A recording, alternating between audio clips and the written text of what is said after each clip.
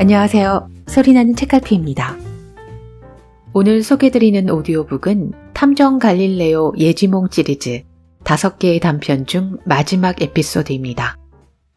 물리학 연구 대상에만 파고들어 항상 과학적인 잣대로 사고해오던 유가와 교수가 구산하기 형사가 가져온 범죄 사건을 자주 접하며 조금씩 변화가 드러나는 듯합니다.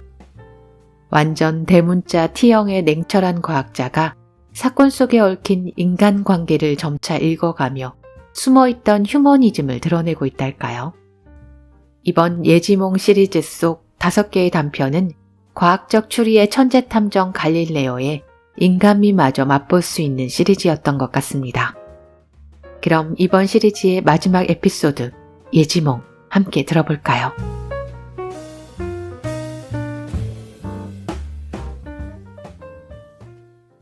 다섯 번째 사건 예지몽 제1장 식탁에는 해산물을 중심으로 한 반찬이 올라와 있었다. 세이코는 고기 반찬을 잘 만들지 않는다. 자신이 좋아하지 않아서다. 미네무라 히데카즈가 담백한 백포도주를 가져온 것도 그녀의 그런 취향을 잘 알기 때문이다. 나오키는 그의 그런 세심한 배려가 마음에 들었다. 구석구석 신경을 써주고 섬세하다.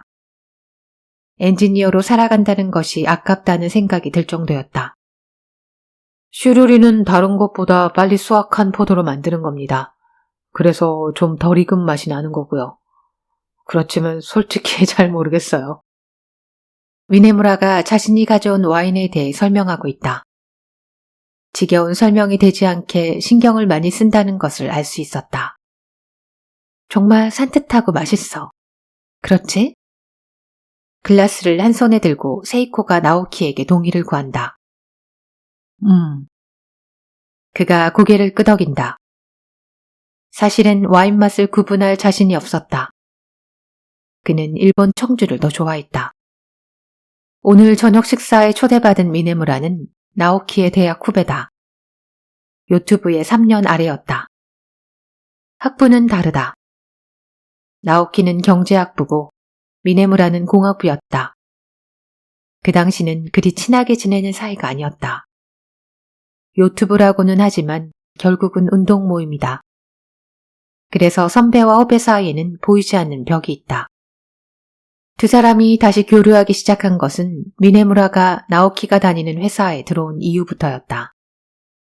나오키는 광고부이고 미네무라는 제품 개발부라 업무상의 관련성은 적지만 요트라는 공통항이 있었다. 졸업 후에도 자신의 배를 타고 동료들과 한 해에 몇 번씩 해외에 나가는 나오키에게는 신뢰할 수 있는 후배가 있다는 것이 참으로 마음 든든한 일이었다. 그로부터 10년이 더 지난 지금까지도 미네무라와의 만남이 계속되고 있다. 바다로 나가기 며칠 전이면 그가 나오키의 집으로 와서 여러 가지를 의논한다. 오늘 밤도 그런 이유로 찾아온 것이다. 그럴 때면 아내가 만든 음식을 함께 먹는 것이 나오키 나름의 접대 방식이다. 미네무라가 가지고 온 와인이 거의 다 비었을 때 거실 탁자 위에 올려둔 휴대전화가 울렸다. 선배님, 전화 왔네요. 미네무라가 말했다. 그렇긴 한데 무슨 일일까 이런 시간에? 나오키는 일어서긴 했지만 서둘러 전화를 받지 않았다. 불길한 예감이 들었다. 전원을 꺼두지 않은 자신의 실수에 스스로 화가 치밀었다. 휴대전화는 계속 울리고 있다. 받지 않으면 미네무라와 세이코가 이상하게 생각할 것이다. 어쩔 수 없이 나오키는 전화를 받았다. 네. 숨죽인 목소리가 들렸다. 나. 여자였다. 귀에 익은 목소리. 아, 오랜만입니다. 불길한 예감이 맞아떨어졌다. 나오키는 테이블에 앉은 두 사람에게서 등을 돌렸다. 어디야? 지금 손님이 오셔서요. 나중에 전화하겠습니다. 나오키 연기에 상대 여자가 웃었다. 집에 있는 모양이네? 그렇죠. 그러니까 나중에 이쪽에서 연락하죠. 죄송합니다. 빠르게 말하고 전화를 끊으려 했다. 끊지 마. 끊으면 계속할 테니까. 전원을 꺼도 소용없어. 만일 그랬다가는 집에다 전화할 테니까. 나 전화번호 알고 있거든. 나오키는 온몸이 뜨거워지는 것 같았다. 여자의 목소리가 평소와 달랐다. 예, 알았습니다. 그럼 잠깐만요. 나오키는 휴대전화를 귀에 댄 채 문을 열고 복도로 나섰다. 미네무라와 세이코 쪽은 바라보지 않았다. 어떤 표정을 지어야 할지 몰랐기 때문이다. 옆방으로 들어갔다. 그곳은 나오키가 서재로 사용하는 방이다. 뭐야 도대체? 일부러 나를 곤란하게 만들려는 거야. 의자에 앉자마자 나오키는 그렇게 말했다. 왜 곤란해지는데? 나라는 존재를 그렇게 숨기고 싶어? 지금 어떤 상태인지 생각을 좀 해봐. 바로 옆에 아내가 있잖아. 그러자 여자는 어라? 의외라는 듯 묘한 소리를 냈다. 나에 대해 부인에게 말하기로 하지 않았던가? 벌써 알고 있어야 정상 아니야? 적절한 시기를 가늠하는 중이야. 이런 일에는 타이밍이라는 게 중요해. 이제 그런 말은 듣고 싶지도 않아. 어쨌든 내가 내일 전화할게. 됐지? 안 돼. 여자는 단호하게 말했다. 나오키는 길게 한숨을 내쉬었다. 뭐가 안 된다는 거야? 이젠 자기를 못 믿겠어. 정말로 부인과 헤어질 마음이 있을까? 그런 생각이 드네. 이런 상태가 계속되는데 누군들 그런 생각을 안 할까? 난 거짓말 같은 건 안 해. 쓸데없이 사람 곤란하게 만드는 짓 하지 마. 나오키가 낮은 목소리로 말했다. 벽 하나를 사이에 두고 아내 세이코가 듣는 건 아닌지 걱정스러웠다. 지금 당장 말해. 뭘? 부인한테 나에 대해 말하라니까. 억지 부리지 마. 곧 이야기할 테니까. 뭐가 억지라는 거야? 여자는 신경질적으로 소리쳤다. 조금만 있으면 대체 얼마나 기다려야 속이 시원해? 난 이제 못 기다려. 그러니까 이렇게 전화한 거야. 이런 일은 서두른다고 되는 게 아니라는 거 알잖아. 나오키는 이제 사정하듯 말했다. 자기가 말 못하겠다면 내가 하지. 부인 받고. 안 된다는 거 잘 알잖아. 알았어. 내일 만나 천천히 얘기해. 장소는 어디가 좋아? 나오키는 1초라도 빨리 전화를 끊고 싶었다. 그러나 여자는 그의 말을 듣지 않았다. 부인을 바꿔달라니까. 바보 같은 소리 좀 하지 마. 내가 농담으로 이러는 줄 알아? 지금 냉정하지 못하다는 거 너 자신도 잘 알잖아. 제발 머리 좀 식혀. 그러자 여자는 한순간 입을 다물었다. 나오키에게는 불길한 침묵이었다. 자기야말로 정신 좀 차리는 게 좋을걸. 여자의 목소리가 낮아졌다. 무슨 뜻이야? 자기, 지금 방에 있지? 커튼 한번 열어보지 그래. 뭐? 커튼을 열어보라니까. 이젠 내 얼굴도 보기 싫다는 거야? 불안이 나오키의 가슴을 가로질렀다. 무슨 생각이야, 여자? 그는 손을 뻗어 커튼 끝을 잡았다. 그리고 옆으로 젖혔다. 건너편 아파트의 베란다가 보였다. 그곳에 커튼도 열려 있었다. 방 안에서 여자가 이쪽을 바라보고 서 있었다. 한 손에 휴대전화를 든 채. 뭐 하는 거야, 지금? 자기가 진심을 보여주지 않는다면 나도 생각이 있어. 그러더니 여자는 뒤로 물러났다. 거기에 파이프 행어가 보였다. 슬라이드식이고 파이프의 높이를 한껏 올려놓은 것 같았다. 옷은 걸려있지 않았다. 다만 거기에 걸린 어떤 것을 보고 나오키는 마른 침을 삼켰다. 앞에 둥그런 고리가 달린 끈이었다. 어이, 후유코. 그러나 여자는 대답하지 않았다. 파이프 행어 앞에 뭔가를 두고 그 위에 올라갔다. 그녀는 나오키 쪽을 바라본 채 목에 고리를 걸었다. 어이, 무슨 짓이야? 장난치지 마. 나오키는 여자 이름을 불렀다. 장난 아냐. 나도 생각이 있다고 했잖아. 그만둬. 바보 같은 짓 하지 마. 그만두게 하고 싶으면 내 말을 들어. 알았어. 아내한테 말할게. 가까운 시일에 반드시 할게. 그러니 제발 이상한 짓 하지 마. 그런 말 믿을 수 없어. 지금 바로 부인을 바꿔줘. 나의 간절한 생각을 내 입으로 전할 테니까. 제발 좀 봐줘라. 이건 협박이야. 나를 이렇게 괴롭히면 기분이 좋아? 자기는 어떤데? 오랫동안 나를 고통스럽게 한 건 어떻게 생각해? 나 더는 못 참아. 죽는 편이 더 낫다는 생각이 들어. 미안. 자기한테 정말 잘못했다고 생각해. 그러니 제발. 부인 바꿔. 지금은 안 돼. 정말? 어쩔 수 없어. 그럼 안녕. 여자가 뛰어내리는 것이 보였다. 파이프 행어가 흔들렸다. 어이구, 나오키가 외쳤다. 어이구. 수화기에서는 아무 소리도 안 들렸다. 나오키는 건너편 실내를 응시했다. 여자의 몸이 중앙에 매달려 있었다. 머리는 푹 앞으로 꺾였고 두 발은 축 늘어져 있었다. 영국으로 보이지 않았다. 다음 순간이었다. 누군가가 복도를 달려오는 소리가 들렸다. 이어서 문을 두드리는 소리. 선배님, 문 좀 열어보세요. 큰일 났습니다. 미네무라의 목소리였다. 나오키가 대답하기도 전에 미네무라가 문을 열었다. 나오키가 휴대전화를 들고 있는 것을 보고 순간 머뭇거렸다. 죄송합니다. 아직 통화 중이었습니까? 아니, 이제 끝났어. 나오키는 전화를 끊었다. 큰일 났습니다. 건너편 집 여자가 자살을 하려 합니다. 미네무라의 눈이 충혈되어 있었다. 보고 있었나? 네, 우연히 창문 밖을 바라보고 있는데 그런 일이.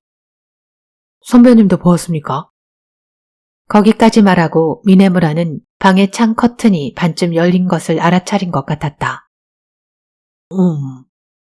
경찰에 연락하는 게 좋을 것 같은데요. 다른 사람들은 모르고 있는 것 같아요. 아니, 잠깐만 기다려. 방을 나서려는 미네무라를 나오키가 불러세웠다. 세이코는 뭐라고 있어? 부인도 보시고 큰 충격을 받은 것 같습니다. 소파에 계세요.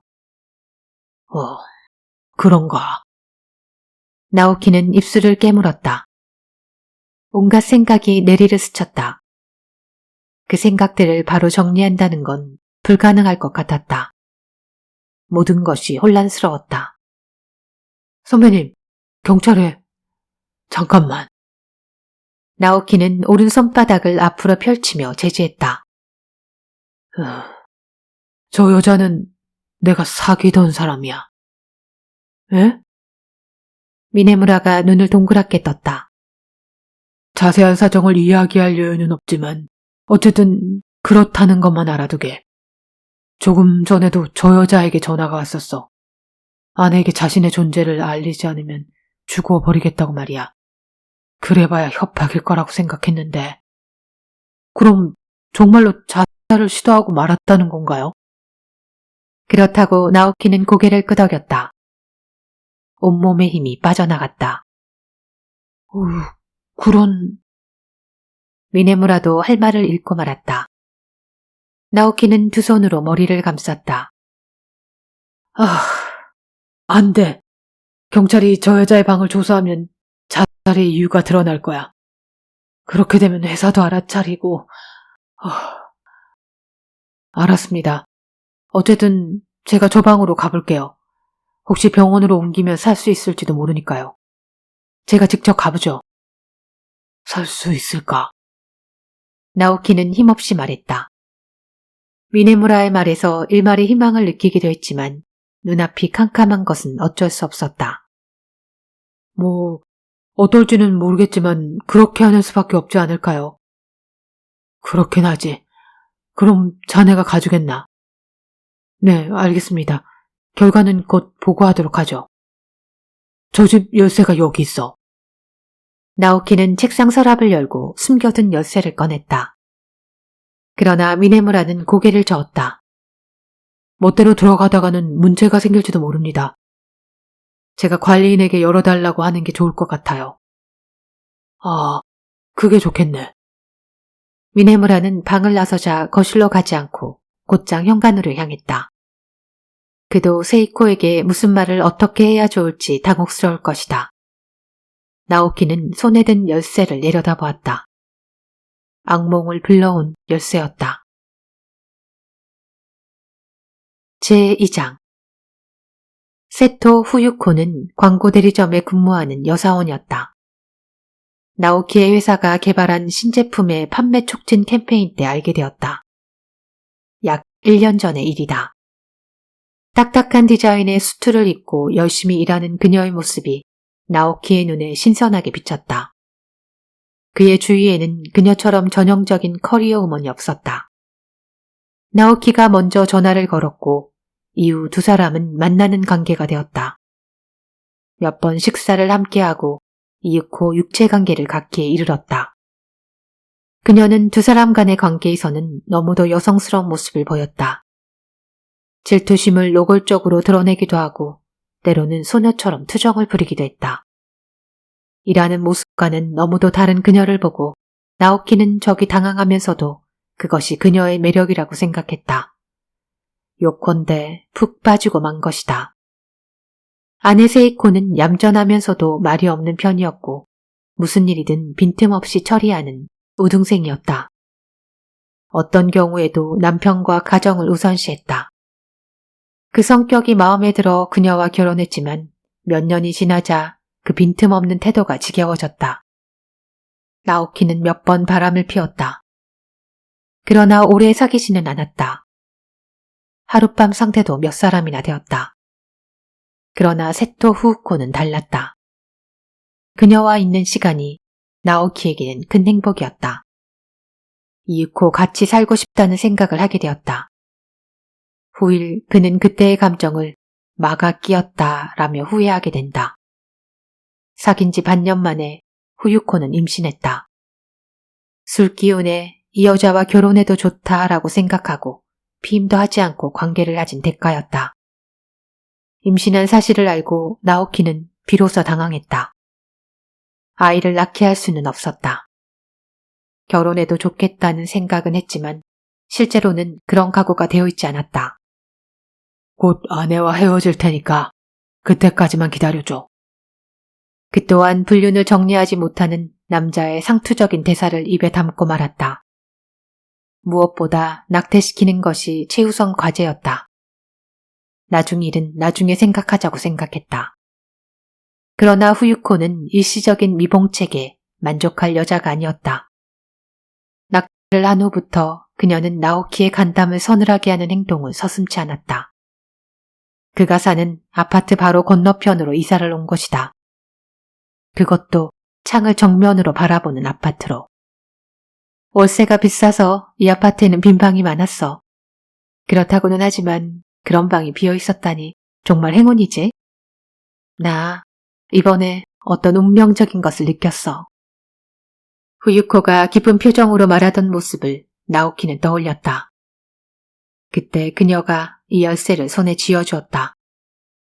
애인이 너무 가까이 사는 건 남자에게 참으로 불편한 일이다. 그것만이 아니라 후유코는 여러 가지 면에서 나오키에게 압박을 가했다. 아내 세이코가 쇼핑을 나가면 미행하여 오늘 저녁 반찬 가자미 조림이었지?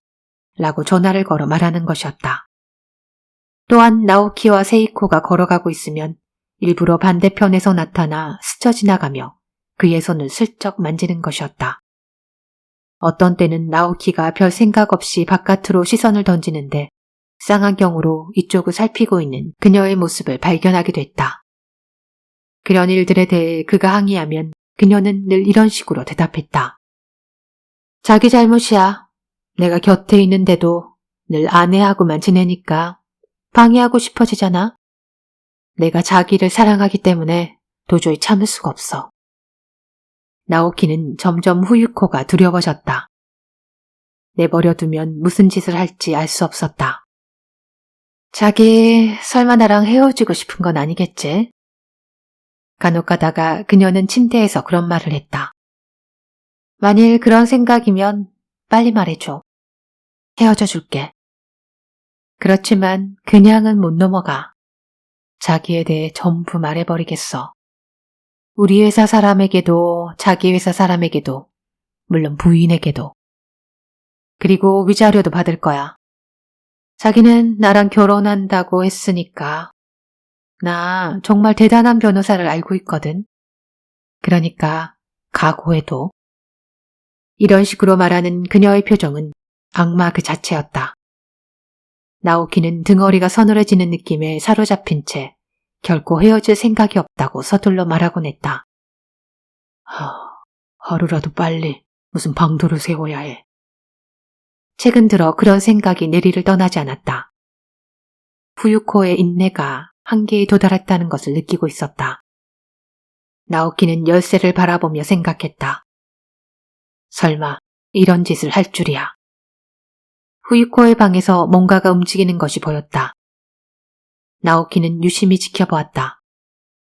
낯선 중년 남자가 머뭇거리는 듯한 몸짓으로 방에 들어가는 참이었다.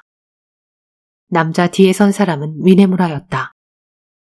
남자는 감색 작업복 같은 것을 입고 있었다. 아마도 아파트 관리인일 것이다.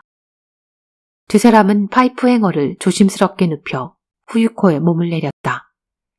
그 다음은 베란다의 창틀에 가려 보이지 않았다. 그러나 곧 관리인이 일어서더니 문을 열고 나갔다. 표정이 험악했다. 그 다음에 미네무라가 일어났다. 휴대폰을 귀에 대고 나오키 쪽을 바라보았다. 곧 나오키의 휴대전화가 울렸다. 그는 통화 버튼을 누르자마자 미네무라가 말할 틈도 주지 않고 다급하게 물었다. 어때? 잘은 모르겠지만 늦었을지도 모르겠습니다. 숨도 쉬지 않고 맥도 잡히지 않네요. 미네무라의 목소리가 어두웠다. 건너편에서 그는 고개를 젓고 있었다. 그래. 지금 관리인이 병원과 경찰에 연락을 하러 갔습니다. 알았네. 미안해. 아닙니다. 근데 커튼은 어떻게 할까요? 커튼. 그냥 열어두어도 괜찮겠습니까? 닫아주게. 네, 알겠습니다. 전화를 끊은 후 나오키는 미네무라가 커튼을 닫는 것을 바라보았다. 그러고는 크게 숨을 내쉬며 자리에서 일어섰다. 온몸이 납처럼 무거웠다. 이대로 도망쳐버리고 싶었다. 그러나 그렇게 할 수 없었다. 곧 경찰이 이곳으로 올 것이며 충실한 미네무라이니만큼 그들에게 결코 거짓말은 하지 않을 것이다. 그 전에 해두어야 할 일이 있었다. 그는 방을 나서서 거실로 갔다. 미네무라가 말한 대로 세이코는 소파에 앉아 있었다. 얼굴이 새파랗게 질린 채. 여보, 건너편 아파트에서. 나도 알아. 나오키는 숨을 골랐다. 그러나 그럴수록 호흡은 더 거칠어질 따름이었다. 거칠게 숨을 몰아쉬며 그는 말했다. 세이코, 내가 꼭 해야 할 말이 있어. 세이코가 마른 침을 삼키는 것을 알 수 있었다. 제3장. 좀 묘하긴 하지만 사건이라고 할 만한 일은 아니라고 오다 형사는 생각했다. 적어도 살인사건은 아니다. 불륜 상대를 골탕 먹이려던 살짝 맛이 간 여자가 자살한 데 지나지 않았다. 감식 결과도 수상쩍은 점이 없었고 무엇보다 자살한 순간을 목격한 사람도 있다. 다만 한 가지 마음에 걸리는 게 있다면 목격자 가운데 한 사람이 바로 그 불륜 상대라는 것인데 그런 그도 여자가 자살하는 순간에 자신의 방에 있었다는 사실이 제3자의 증언으로 밝혀졌다. 그가 여자의 자살에 어떤 작용을 했을 가능성은 없었다. 그래도 수사에는 늘 확인이 따라다니는 것이라 다른 목격자는 없는지 조사할 필요가 있었다. 형사 오다는 자신만큼 의욕이 없는 후배 형사를 거느리고 705호를 방문했다. 바로 옆 706호에는 죽은 여자의 불륜 상대인 스가와라 나오키가 산다. 인터폰을 누르자 주부로 보이는 여자의 목소리가 들렸다. 오다는 자신의 신분을 밝혔다. 문이 열리자 30대 중반으로 보이는 자그만 여자가 얼굴을 내밀었다. 경찰이라는 말을 들어서 그런지 표정이 굳어 있었다. 무리도 아니었다. 오다는 경찰 수첩을 내보이고 어젯밤의 사건을 알고 있느냐고 물었다.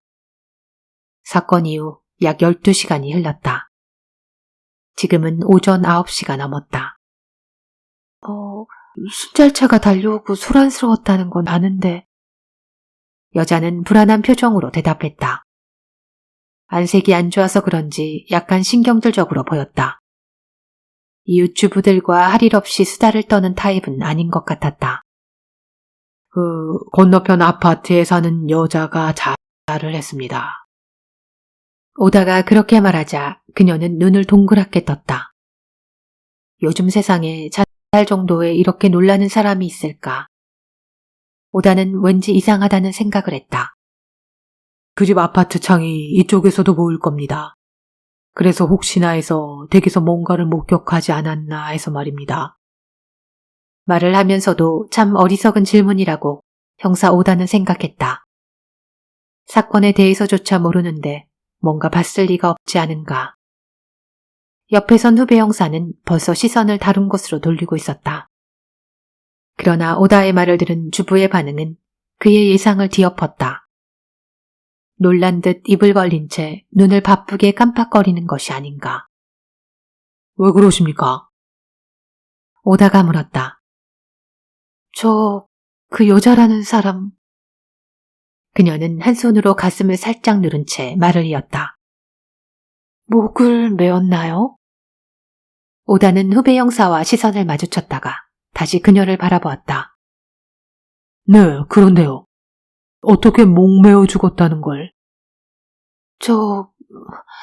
그건 제 딸이.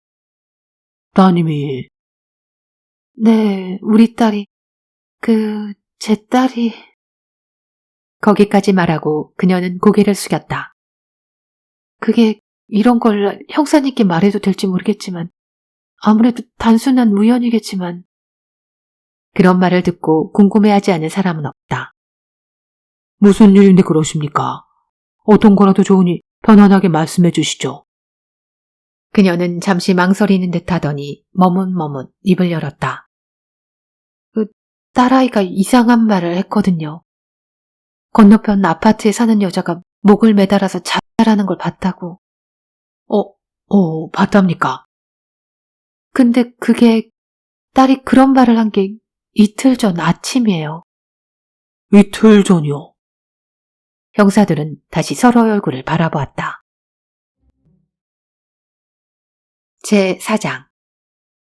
예지라는 건가? 그래서 신비주의 사건 담당 구산하기 형사가 이렇게 불려나왔다. 조수석에서 육아 마나부가 놀리듯 말했다. 시트를 뒤로 눕히고 긴 다리를 꼬고 있다. 검은 선글라스까지 끼고 있다. 도저히 물리학자로는 보이지 않는 패션이었다. 관할 지역에서 그런 정보가 들어왔기에 조사해보려는 것뿐이야. 핸들을 돌리면서 구산하기 형사가 대답했다.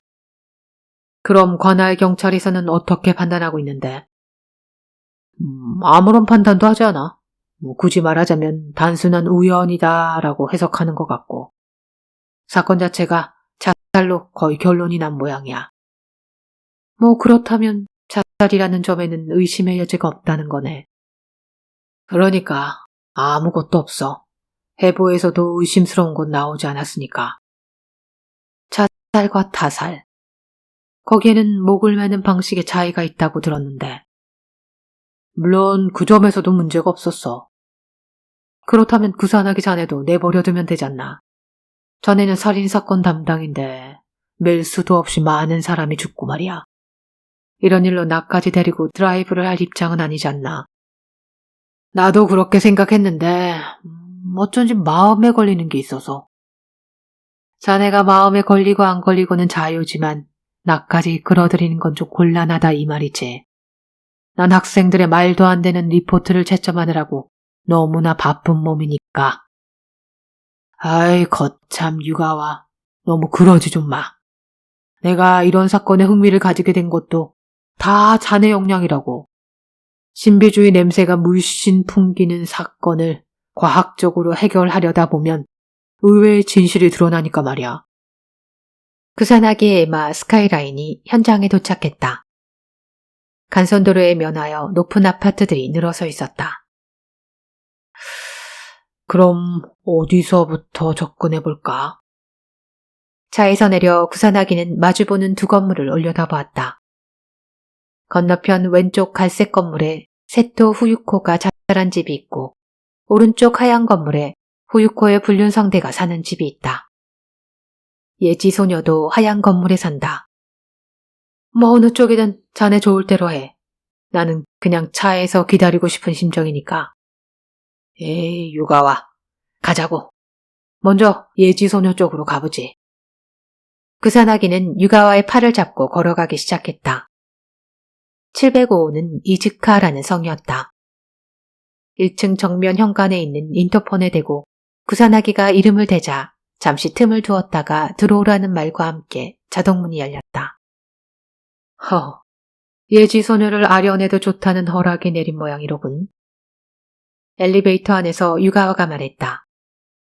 근데 유가와, 상관은 없지만 웬만하면 그 선글라스 좀 벗을 수 없을까?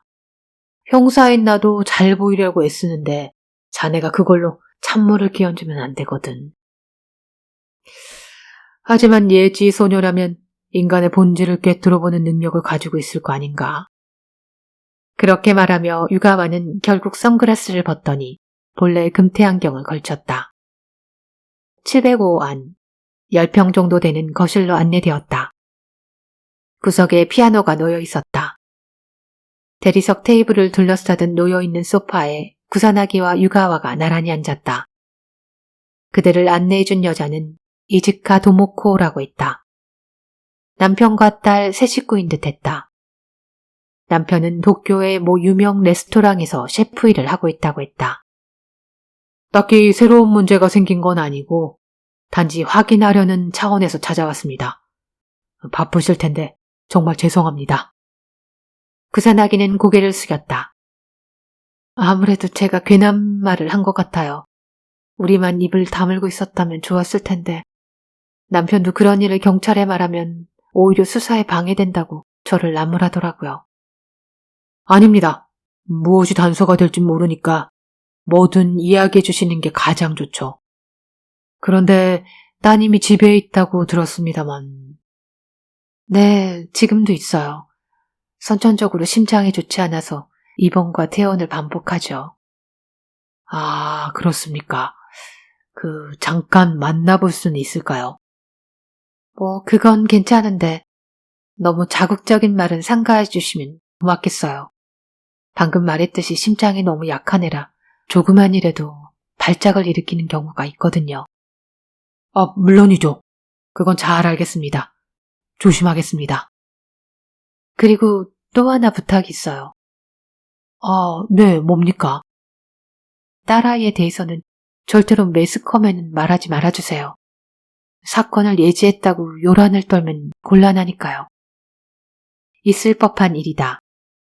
소녀가 예언했다는 사실을 알면 온갖 매체의 기자들이 이 집으로 몰려올 것이다. 네, 걱정 마십시오. 절대로 매스컴에는 알리지 않겠습니다. 제가 약속합니다. 네, 부탁드려요. 그럼 이쪽으로. 이즈카 도모코의 안내로 구사나기 일행은 복도 구석에 있는 방 앞으로 갔다. 거기서 일단 도모코만 방 안으로 들어갔다. 잠시 후 방문이 열렸다. 4평 정도의 방이었다. 귀여운 꽃무늬 벽지가 보였다. 창가에 나무 침대가 놓여 있고 거기에 10살 정도의 여자아이가 누워 있었다. 소녀는 어머니의 도움을 받아 상반신을 일으켜 앉았다. 긴 갈색 머리에 피부가 하얀 소녀였다. 안녕하세요. 소녀가 인사했다. 구사나기가 인사를 받자 유가와도 가볍게 고개를 숙이고는 문 옆에 섰다. 구사나기는 유가와가 어린아이를 싫어한다는 사실을 알고 있었다. 그게 네가 무서운 걸 봤다던데. 소녀는 구사나기를 올려다보며 고개를 끄덕였다. 언제였어? 이번 주 화요일 밤에요. 그렇지만 자정이 지났을지도 모르니까 수요일이라고 해야 할지도 몰라요. 화요일에서 수요일에 걸친 심야 시간이었던 모양이다. 사건 발생 사흘 전인 셈이었다. 어떻게 봤는데? 밤중에 자다가 눈이 뜨여서 별이라도 볼까 하고 커튼을 열었거든요. 그랬더니 건너편 아파트 방에서 여자가 뭔가 이상한 행동을 하는 게 보였어요. 어느 방? 저 방이요. 소녀는 커튼을 젖히고 창밖을 손가락으로 가리켰다. 구사나기는 허리를 구부려 소녀의 가느다란 손가락 끝이 가리키는 쪽을 보았다. 녹색 커튼이 걸린 창이 보였다. 그 이상한 행동이라면 어떤 거? 철봉 같은데 끈을 묶고 그 끈 끝에 고리를 만들어서 거기 목을 넣었어요. 소녀는 말꼬리를 흐렸다. 그런 다음에는? 구사나기가 대묻자 소녀는 고개를 숙였다. 그 자세로 의자 같은 데서 뛰어내리는 듯이 보였어요. 구사나기는 유가와 쪽을 돌아보았다. 유가와는 무덤덤한 표정으로 한쪽 눈썹을 실룩 움직였다. 그 다음은? 구사나기가 다시 소녀에게 물었다. 그 다음은 잘 모르겠어요. 모르다니? 그게 우리의 말로는 너무 충격적이라 그만 정신을 잃어버린 모양이에요. 그리고 우리 부부가 아이 말을 들은 건 다음날 아침이었고요. 이지카 도모코가 곁에서 설명을 덧붙여 주었다. 아, 그랬군요. 그래서 부모님께서는 어떤 조치를? 이야기를 듣고 깜짝 놀라서 바로 그 방을 봤죠. 딸이 한 말이 사실이라면 서둘러서 경찰에 연락을 해야 하니까요. 그랬더니 뭐가 보였습니까? 구사나기의 물음에 이지카 도모코는 작게 한숨을 내쉬고 고개를 저었다. 그게 언뜻 보기에는 거기에 그런 일이 일어난 것 같지가 않더라고요. 목을 매단 시체는 없었다는 말이로군요. 네, 그저 그 방 여자가 베란다를 오가는 모습은 봤어요. 어디다 전화를 거는 듯 웃고 있었고요. 구사나기는 소녀를 보았다. 너도 그 아침에 그 여자를 다시 보았니? 소녀가 고개를 끄덕였다. 그 여자가 지난밤에 보았다던 목을 매단 여자하고 같은 사람이었고. 네, 그랬던 것 같아요. 구사나기는 팔짱을 끼고 미소를 지었다. 정말 이상한 이야기로구나. 얘가 꿈을 꾸지 않았나 싶어요. 자주 그래요. 꿈에서 본 것을 현실의 일과 섞어서 우리에게 이야기를 하기도 하거든요. 역시 꿈이었던가. 그러나 현실과 꿈이 이렇게 일치할 수 있을까? 꿈이 아니라면 소녀가 본 것은 과연 무엇이었을까? 구사나기는 다시 유가와를 바라보았다. 유가와, 뭐 물어볼 거 없어? 유가와는 문에 기대며 잠시 생각하더니 입을 열었다. 그 여자의 얼굴과 옷이 또렷이 보였니? 네, 보였어요. 빨간 옷을 입고 있었던 것 같아요. 하고 소녀가 대답했다. 아, 그랬구나. 유가와는 고개를 끄덕이고 구사나기를 바라보았다. 그게 다야? 응, 됐어. 물리학자는 산뜻하게 말했다. 소녀를 남겨두고 세 사람은 거실로 돌아왔다.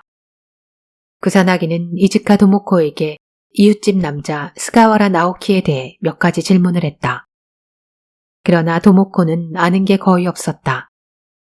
이웃 간의 교류가 거의 없는 듯했다. 그녀에게 인사를 하고 구사나기는 유가와 함께 집을 나섰다. 제5장 유가와, 넌 어떻게 생각해? 아파트를 나서자마자 구산하기가 물었다. 구산하기 자네 생각은? 유가와가 반문한다. 늘 이런 식이다. 뭐, 나야 잘 모르겠네. 그렇지만 그 여자아이를 보니 그런 일이 있을 법하다는 생각이 들어. 몸이 약한 사람이라 감각이 예민해 있지 않을까. 다시 말해 예지몽이란 말이지. 그럴지도. 자네 생각이 그렇다면 그대로 처리하면 되겠네. 그 소녀는 건너편 아파트에 사는 여자의 자살을 예지했고 그것이 현실로 일어났다. 뭐 그러면 되지 않나. 아무 문제도 없네 뭐. 그렇게 말하고 유가와는 자동차 쪽으로 걸어갔다. 어이, 유가와, 어디 가는 거야? 돌아가는 거 아닌가?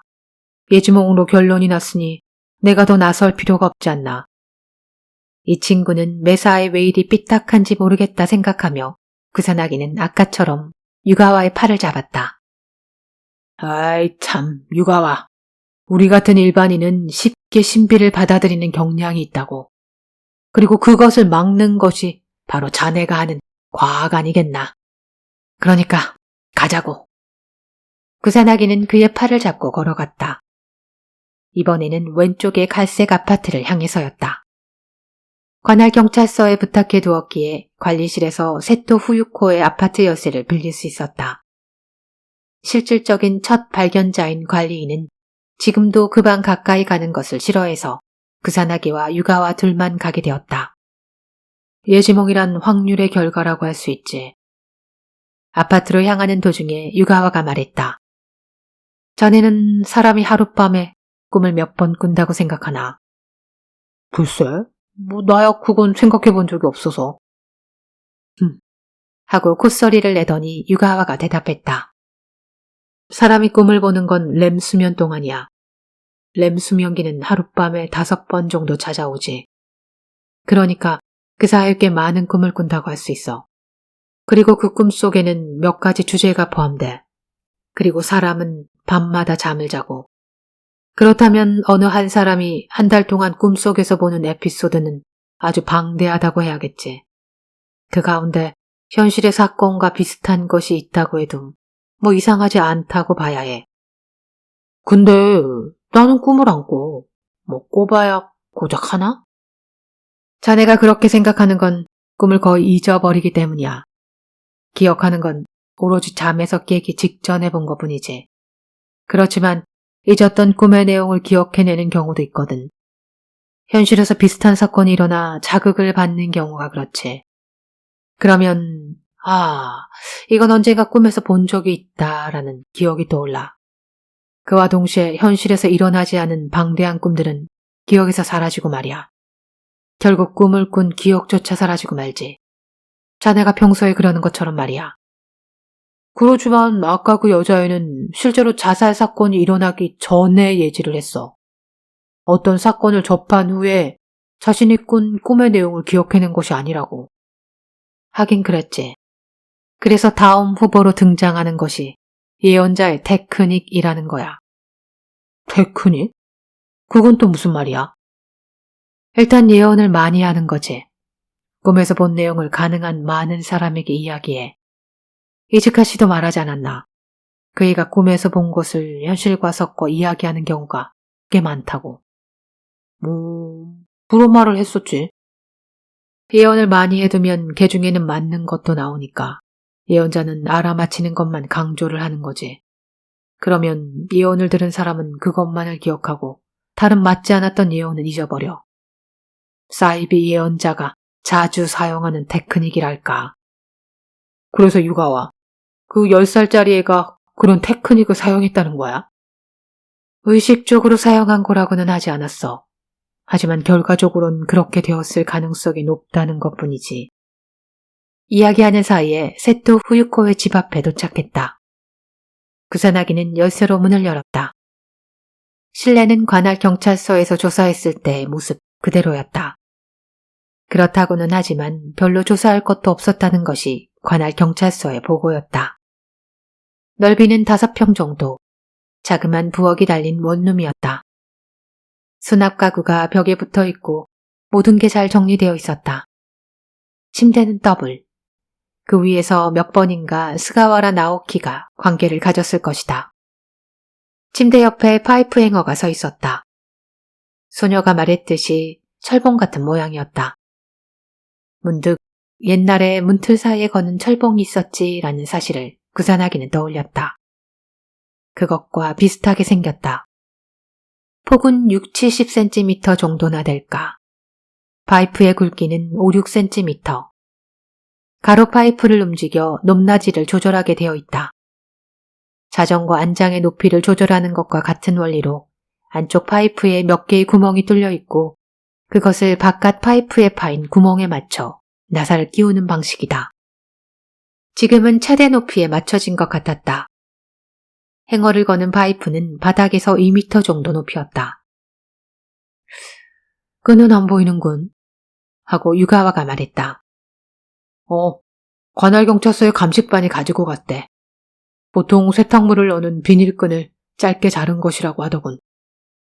무르나만 하겠지만 목에 난 상흔과 일치했겠지. 물론이지. 경찰을 너무 바보 취급한단 말이야, 넌. 타인에 의해 목이 졸려 죽은 사람과 목을 매달아 스스로 죽은 사람의 시체는 목에 난 흔적이 완전히 다르다. 법의학의 기초 상식이다. 유가와는 팔을 뻗어 행어 위쪽에 파이프를 잡더니 가볍게 몸을 실어보았다. 역시 생각한 대로 튼튼하군.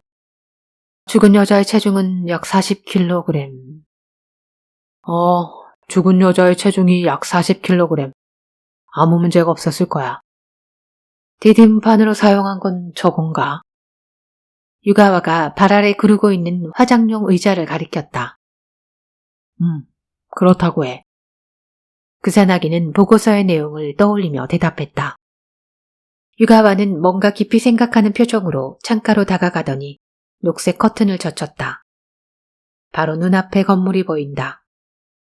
정면이 스가와라 나오키의 705방이고 그 옆이 이즈카 도모코의 706호방이다. 역시 우연의 일치인가? 유가와의 등을 향해 구사나기가 말했다. 그렇다고 생각하고 싶긴 하지만 간과할 수 없는 몇 가지 사항이 있군. 어떤 거? 그 애가 파이프 행어를 철봉 같은 거라고 한 말. 즉, 그 애는 파이프 행어라는 것의 존재를 모르고 있었어. 여자가 목매달아 자살하는 꿈을 꾼 것까지는 좋아. 그렇지만 아무 관련도 없는 철봉이라는 것이 등장한다는 게 아무래도 마음에 걸리는군. 그러고 보니 그렇기도 하네. 그렇다면 추리게임을 한번 해볼까? 유가와는 침대에 걸터 앉아 다리를 꼬았다. 여자애가 본 것이 꿈이 아니라 현실이라고 가정해보지. 그 경우 어떤 것을 생각해볼 수 있을까? 글쎄, 생각할 수 있는 건... 구사나기는 일어서서 팔짱을 끼었다. 사흘 전에도 여자는 목을 매 자살을 시도했다. 그렇지만 그때는 실패로 끝나고 말았다. 자네, 이즈카 씨의 말이 기억 안 나나? 다음날 여자는 방긋방긋 웃으며 전화를 하고 있었다고 했어. 자살에 실패한 인간의 모습치고는 좀 부자연스럽지 않을까? 그건 그렇지만... 뒤집어서 말하면 그렇게 명랑하던 여자가 그 이틀 후에 자살을 시도했다는 것도 부자연스럽다고 해야겠지. 듣고 보니 그러네. 웃으면서 전화를 하던 여자와 목을 매달아 자살한 여자. 어느 쪽이 진짜 얼굴일까? 이번 사건은 바로 거기에 해결의 실마리가 감춰져 있다고 봐야 할 거야. 그야 물론 목을 매단 쪽이겠지. 농담으로 자살하는 사람은 없을 테니까. 구사나기의 말에 유가와의 표정에 약간의 변화가 일어났다. 단문입에 힘을 주더니 손가락으로 안경을 위로 올렸다. 농담으로 잘. 의외로 그게 진실인지도 모르겠군. 뭐야 유가와. 이 세상에 농담으로 자살하는 사람이 어딨어. 그렇다면 이렇게 말해보지. 농담으로 목을 매단다. 다만 죽을 생각은 결코 없다. 구사나기는 순간 숨을 멈추었다. 전혀 생각지도 못한 말이었다. 명국이란 말이지? 어때? 있을 수 있는 일 아닌가? 유가바는 눈을 치켜뜨며 물었다. 그래? 충분히 있을 수 있지. 구사나기는 보고서의 내용을 떠올리고 있었다. 죽은 세토 후유코는 당장 부인을 바꿔주지 않으면 자살하겠다고 불륜난 스가와라를 협박했거든. 스가와라 역시 단순한 위협이라고 여기고 그 말을 듣질 않았고. 그런데 후유코는 정말로 목을 매달았어. 이거 정말 웃기는 얘기잖아. 불륜 상대인 남자에 대한 감정 때문에 죽어버리겠다고 말하는 여자는 많겠지만 진짜로 죽는 여자는 거의 없다고 봐야 할 거야. 그러니까 바로 거기에 하나의 트릭이 감춰져 있다고 한다면. 유가와는 검지를 세웠다. 그것은 목을 매달아도 결코 죽지는 않는다는 트릭이겠지. 여자는 남자를 협박하기 위해서 그 트릭을 그가 보는 앞에서 해보이기로 한 거고. 그런데 한 가지 문제가 있었어. 그 트릭을 쓰려면 연습과 준비가 필요했던 거야. 오, 그런가? 그것이 사건 사흘 전에 목격된 자살 시도란 말이지. 구사나기는 손가락을 튕겼다. 리허설이라고 보면 될 것 같아. 그렇다면 세토 후유코가 죽은 것은 자살이 아니라 사고였다. 어떤 원인으로 자신이 생각한 트릭이 실패하고 말았고. 지금까지의 추리로 본다면 그렇게 되겠지. 유가와는 묘한 여운을 남겼다. 그런데 그 트릭이란 도대체 어떤 것이었지? 어떤 장치가 있었다면 감식반이 찾아냈을 텐데. 당연히 그럴 테지. 어떤 장치가 그대로 남아있었다면. 에? 그게 무슨 뜻이야? 구사나기는 유가의 얼굴을 빤히 들여다보며 물었다. 경찰이 오기 전에 누군가가 장치를 없애버렸을 가능성도 있지 않을까? 누군가가? 그 트릭을 세토 후유코 혼자서 만들지 않은 것은 분명해 보여. 유가와는 단정적으로 말했다. 여자아이의 이야기를 다시 한번 떠올려보자고. 깊은 밤인데도 방 안에서 또렷이 보였다고 하지 않았나. 세토 후유코는 위장자살 리허설을 건너편 아파트에 있는 누군가에게 보여주고 있었어. 누군가라면, 그러니까 건너편 방에 있는 사람이라면 스가와라 나오키 아내인 세이코. 세이코? 아니지. 그 사람이라면 장치를 회수할 수 없지. 그치, 그것도 그렇지. 그렇다면 구사나기의 머릿속에서 사건 관계자의 이름이 떠올랐다. 시체의 발견자는 아파트의 관리인과 구사나기의 머릿속에 사건 관계자의 이름이 떠올랐다. 세토 후유코의 자살을 관리인에게 알리고 같이 방으로 들어간 남자. 그 남자는 미네무라라는 남잔데 스가와라의 후배야. 그럼 그 남자가 세토 후유코에게 협력했다는 말인가? 내 추리로는 그래. 아주 그럴듯해. 아주 좋아. 아무래도 미네무라 쪽을 건드려 봐야겠어. 자살을 위장하려다가 사고로 죽고 말았다면 미네무라에게도 책임은 있으니까. 구사나기. 유가와가 불렀다. 서둘지 않는 게 좋을 거야. 이야기는 좀 더 복잡할지도 모르니까. 복잡하다고? 유가와는 일어서서 파이프행어로 다가갔다. 그것을 멀뚱멀뚱 바라보다가 구사나기 쪽으로 눈길을 돌렸다. 위장자살의 실패 또한 계획이었을지도 모른다는 말이야. 제6장. 연구실을 나서는데 누가 뒤에서 어깨를 툭 쳤다. 돌아보니 동료 한다가 웃고 있었다. 그 ER유체를 활용한 재활 장치가 제품화된단 말 들었어. 야, 다행인데. 벌써 들었나 보네. 소문 참 빠르네. 트레이닝 머신도 잘 팔리니 자네 부서는 경사가 겹쳤네. 아직 어떻게 될지는 확실히 몰라. 아유, 아니지. 미네무라 자네 아주 대단해. ER유체의 응용 범위가 이렇게 넓을 줄은 난 미처 생각도 못했네. 두 사람은 역을 향하여 발걸음을 옮기기 시작했다. 그런데 하고 한타가 낮은 목소리로 말을 걸었다. 홍보실에 스가와라 씨 말이야. 그만둔다던데. 응? 그런 일을 당했으니 회사에 남아있기도 못하긴 할 거야. 그래도 그 사람이 아무 문제 없지 뭐. 돈이 많은 집안이니까. 먹고 사는데 뭐 지장이 있겠어. 한 사람의 인생을 심심풀이 땅콩으로 여기는 듯한 어투였다. 그는 스가와라 나오키가 위네무라의 선배라는 사실을 모르고 있었다. 그러니까 연애나 불륜을 할 때는 서로 조심해야 하는 거지. 한다는 빙긋빙긋 웃으며 말을 이었다. 그와 헤어진 후 위네무라는 신주쿠로 갔다.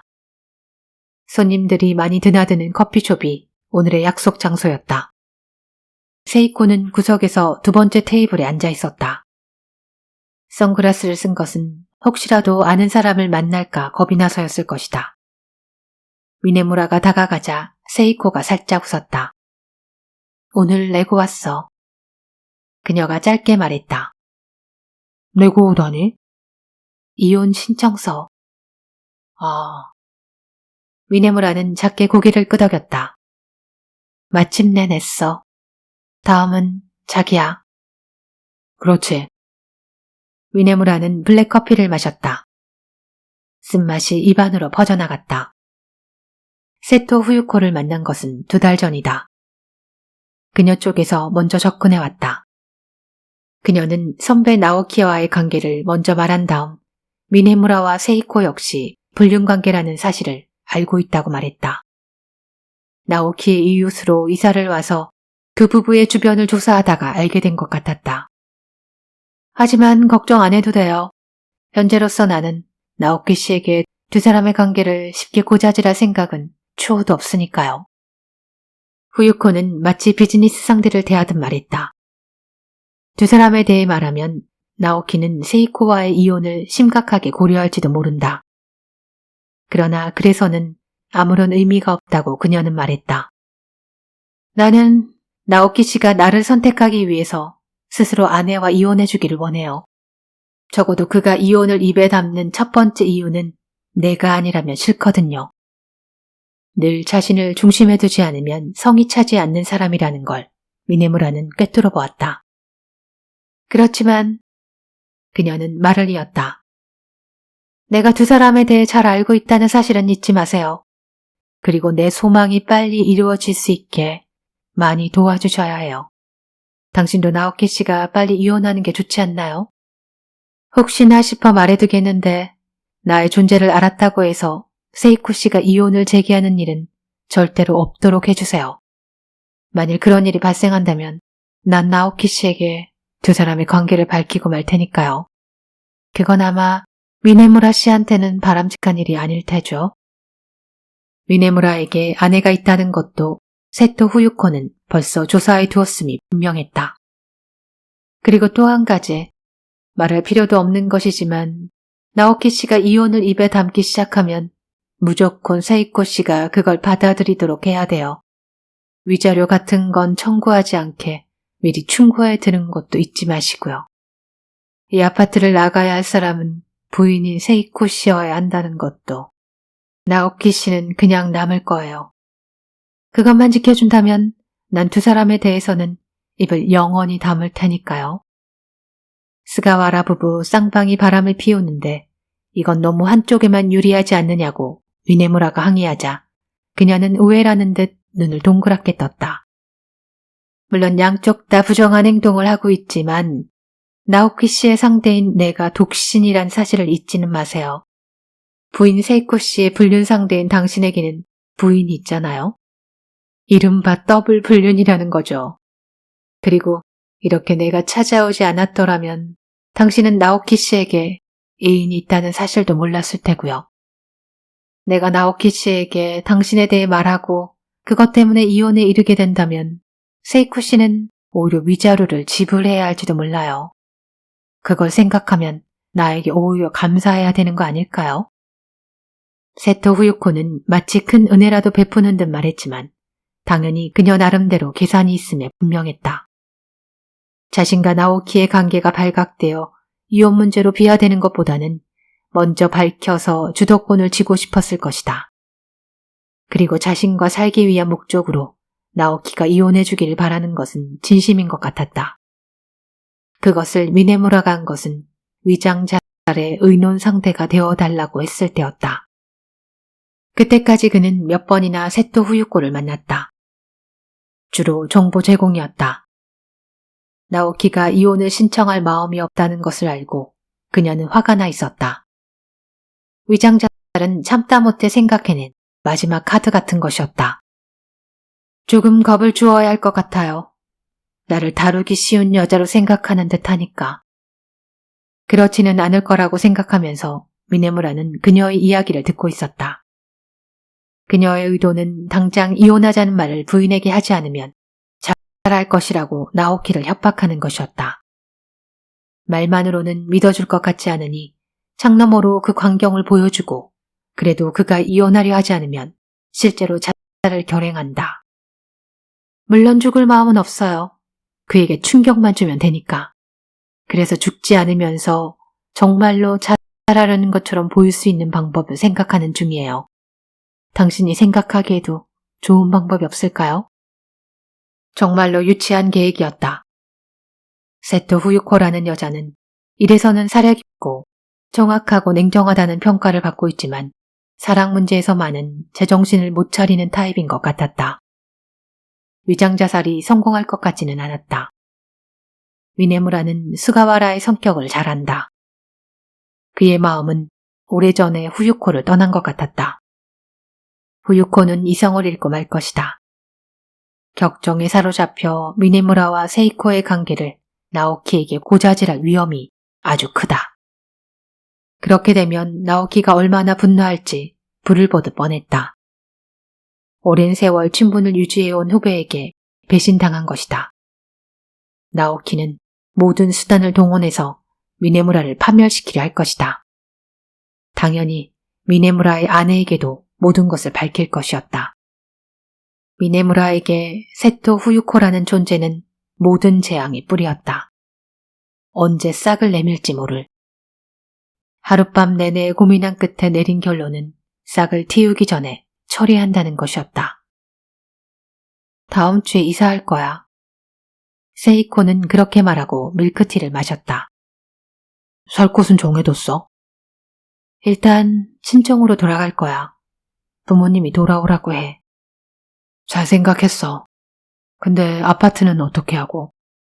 부동산 중개업자 말로는 사건의 기억이 흐려질 때쯤 내놓으면 된대. 위치도 좋고 넓으니까 7천만 엔 정도는 받을 수 있대. 그래? 미네무라는 고개를 끄덕였다. 이번 이혼으로 세이코는 상당한 위자료와 함께 아파트와 차를 손에 얻었다. 매달 생활비도 받기로 되어 있다. 세토 후유코가 살아있었으면 절대로 손에 넣을 수 없는 행운이다. 모든 것이 계획대로 되었다. 세이코의 말대로 남은 문제는 미네무라가 어떻게 아내와 이혼하느냐는 것뿐이다. 그러나 가장 중요한 부분에서 계획이 크게 뒤틀리고 말았다. 어젯밤의 일이었다. 아내 노리코가 미네무라 앞에 몇 장의 사진을 내밀었다. 아내의 표정은 험악하게 굳어 있었다. 그게 뭔데? 그가 물었다. 잠자코 보기나 해. 아내 노리코는 무덤덤하게 사진을 앞으로 내밀었다. 미네무라는 사진을 집으로 손을 뻗었다. 몇 초 후 그는 숨을 딱 멈추었다. 얼굴에서 피가 빠져나가는 기분이었다. 이건 담정을 고용했거든. 억양이 없는 목소리였다. 요즘 들어 당신 행동이 너무 이상해서 솔직히 말하면 이전부터 의심하고 있었어. 다른 여자가 있는 게 아닐까 하고. 그런 예감이 맞아떨어지지 않기를 얼마나 빌었는지 몰라. 미네무라는 사진에서 눈길을 떼지 못했다. 아무리 진정하려 했어도 손이 저절로 떨렸다. 상대 여자는 스가와라 씨 부인 맞지? 당신에게 도움을 준 선배의 부인을 빼앗다니 너무 뻔뻔스럽다는 생각 안 들어? 잠깐, 이건 그럴 만한 사정이 있어서 그래. 사정이 있겠지. 그렇지만 지금은 듣고 싶지 않아. 모든 건 재판정에서 해. 재판정? 오타 선생님께 의논할 생각이야. 내 힘으로는 도저히 안 될 것 같으니까. 노리코는 단호한 어투로 말했다. 오타 선생이란 그녀의 아버지와 친분이 있는 변호사이다. 에바, 노리코. 어쨌든 우리 이야기를 좀 해. 재판이라니. 그건 불륜만의 문제가 아니야. 그게 무슨... 불륜으로 해결될 문제가 아니라는 거야. 그렇게 말하고 그녀는 미네무라가 들고 있던 사진들 가운데 한 장을 빼냈다. 이 여자 누구야? 스가와라 씨 부인은 아니지? 미네무라는 대답할 말이 없었다. 온몸에서 식은땀이 배어나왔다. 탐정 사무실 사람이 그러대. 이 사람은 얼마 전에 자살했다고. 게다가 스가와라 씨 애인이었다고. 나도 신문에서 확인한 사실이야. 그런데 왜 당신이 그런 사람하고 같이 있어? 사진은 이것만이 아니야. 당신이 이 여자 방에 들어가는 장면도 찍혔어. 그것도 그녀가 자살하기 직전에. 대체 무슨 일이야? 미네무라는 아내의 질문에 대답하지 못했다. 자신의 전공인 재료공학 분야에서 얼마나 참신한 아이디어를 떠올렸던가. 그런 그가 변명할 말 한마디를 떠올릴 수 없었다. 나 오늘 친정으로 갈 거야. 사진을 집어들고 아내 노리코는 자리에서 일어섰다. 미네무라는 어떻게든 그녀를 잡아두어야 했다. 그러나 꼼짝도 할 수 없었다. 내일 드라이브라도 가지 않을래? 빈 커피잔을 바라보며 미네무라는 세이코에게 말했다. 내일은 토요일이다. 좋아. 하지만 사람들 눈에 띄면 안 좋을 텐데. 조심하면 아무 문제도 없어. 이즈 부근에서 1박 하면 어떨까? 이즈에서 1박? 입고 갈 옷도 없는데. 그럼 지금부터 쇼핑이라도 해야겠어. 당신과 처음 가는 여행이니까 예쁘게 차려입고 싶네. 제7장 테이토 대학 공학부 물리학과 제13연구실. 구사나기가 그 문을 열고 들어섰을 때 흰 가운 차림의 유가와는 파이프 행어의 높이를 조절하는 중이었다. 세토 후유코의 방에 있던 것과 같은 행어였다. 마침 잘 왔어. 막 준비가 갖추어졌거든. 실험 전에 인스턴트 커피라도 한잔 하겠나? 아니, 됐어. 바로 시작하자고. 거참, 성질도 급하군. 유가와는 쓴웃음을 짓고 파이프 행어를 가리켰다. 좋아 그럼. 자네가 그 파이프에 한번 매달려봐. 이렇게? 구사나기는 두 손을 뻗어 파이프 행어를 잡았다. 그 자세로 다리를 들어올리려 했다. 그때 파이프가 천천히 아래로 내려오기 시작했다. 세로 파이프가 아래로 미끄러지는 것이다. 결국 구사나기는 발을 바닥에서 뗄 수도 없었다. 뭐야? 높이를 조절하는 나사가 빠진 거 아니야? 정답이야. 그렇다면 자네가 매달리기 전에는 왜 아래로 내려가지 않았을까? 유가와가 빙긋 웃으며 물었다. 오, 알았다. 스프링 정치. 그거였다면 자네가 손을 뗀과 동시에 파이프는 원래 위치로 돌아가야 하지 않을까?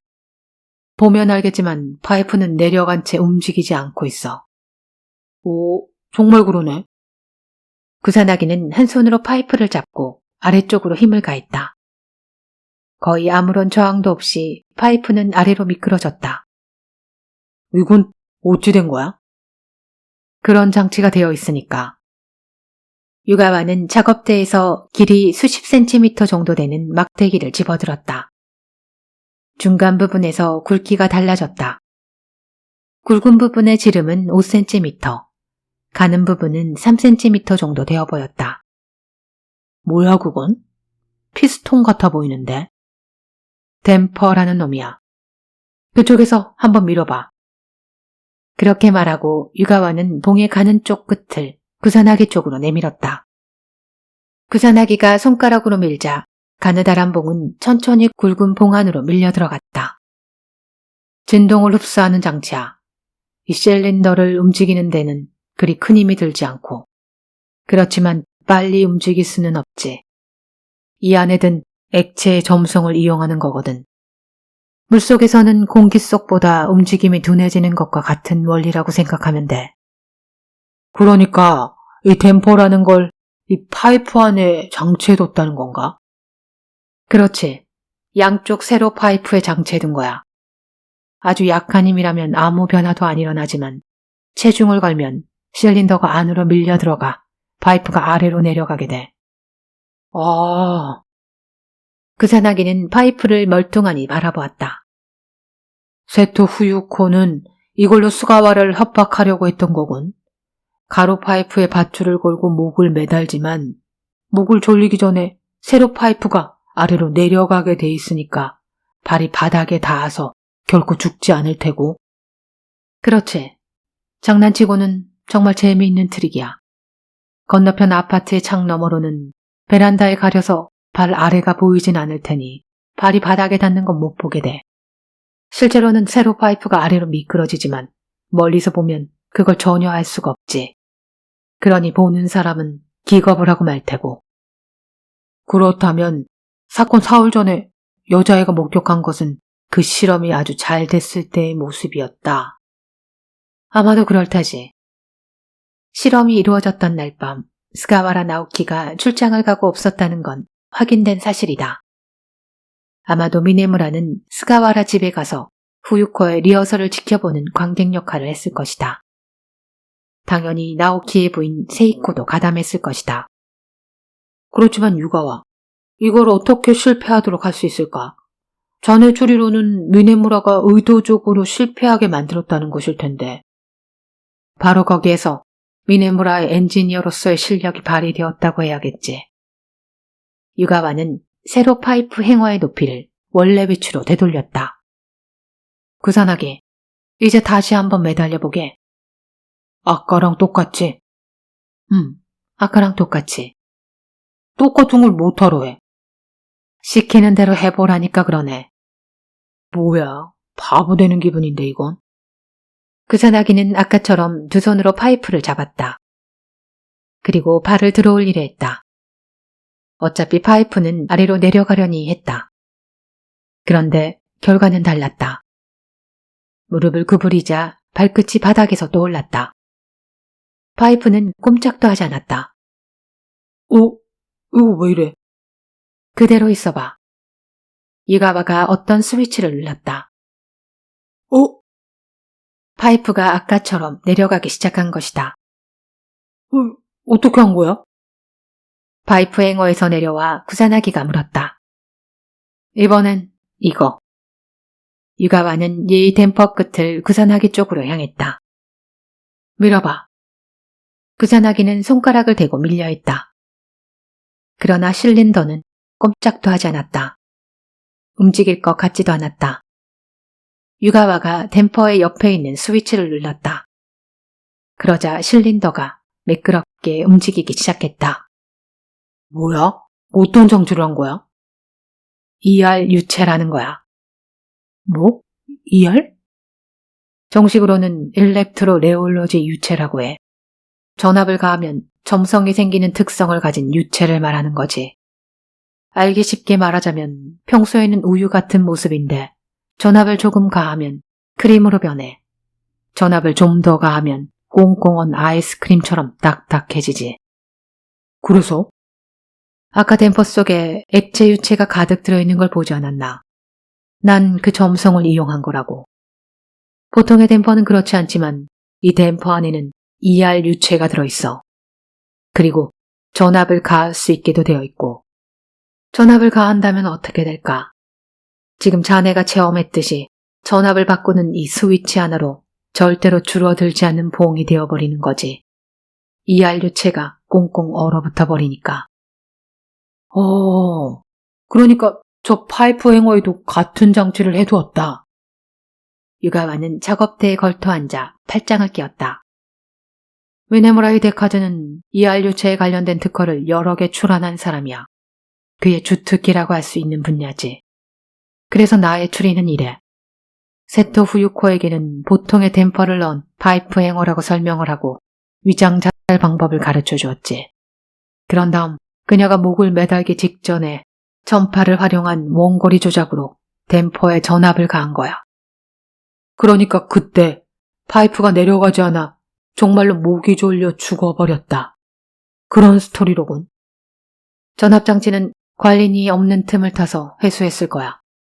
이걸 봐서 알 수 있듯이 부피가 그리 크지 않으니 경찰이 오기 전까지 충분히 숨길 수 있고. 와, 정말 대단하네. 완벽한 추리야. 그 말에 유가와는 빙긋 웃었다. 하지만 증거는 아무것도 없어. 위네무라가 범인이라고 가정했을 때 이야기일 뿐이지. 옆집 여자아이가 본 것이 예지몽이 아니라 현실이라는 전제에서 이끌어낸 결론일 뿐이고 아마도 동기 역시 찾아내야 할 걸세. 구사나기는 고개를 끄덕였다. 아주 떨떠름한 표정을 지으며 근데 아무리 봐도 세토 후유코와 미네무라 사이 연결점을 찾을 수가 없어. 그럼 형사도 포기해야겠지 뭐. 내가 할 수 있는 일은 여기까지니까. 물리학자의 말에 형사가 대답했다. 아니야, 절대 포기하지 않지. 자네 추리를 듣고 확신을 가졌으니까. 아무리 시간이 걸려도 반드시 이 살인사건의 진상을 밝히고 말 테니까. 제8장 이즈카 도모코가 우편물을 들고 7층으로 올라오자 엘리베이터 앞에는 스가와라 세이코가 서 있었다. 평소에는 거의 말을 주고받지 않지만 이렇게 마주서고 보니 무시할 수도 없었다. 아, 안녕하세요. 여행 가시는 모양이네요. 이즈카 도모코가 그렇게 묻는 데는 이유가 있었다. 스가와라 세이코가 커다란 가방을 들고 있었기 때문이었다. 차림새나 화장에도 평소와는 다른 세심함이 엿보였다. 아, 네. 잠깐 이즈 쪽으로. 아, 그러세요. 이즈라니. 정말 좋겠어요. 네. 그럼 실례합니다. 하고 세이코는 엘리베이터에 올라탔다. 우리는 당분간 여행은 무리라고 도모코는 생각했다. 딸을 치료하는 게 우선이었다. 집으로 들어와서 도모코는 먼저 딸의 방으로 들어갔다. 딸이 천사 같은 미소로 엄마를 맞이했다.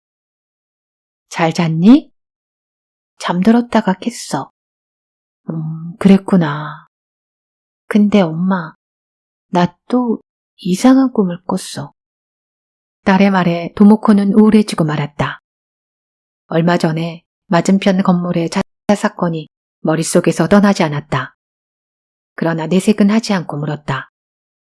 그래? 어떤 꿈? 옆집 아줌마가 나왔어. 옆집?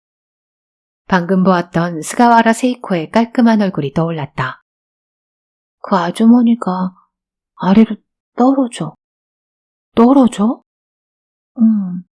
남자랑 같이 깊고 어두운 계곡 같은 데로 떨어져.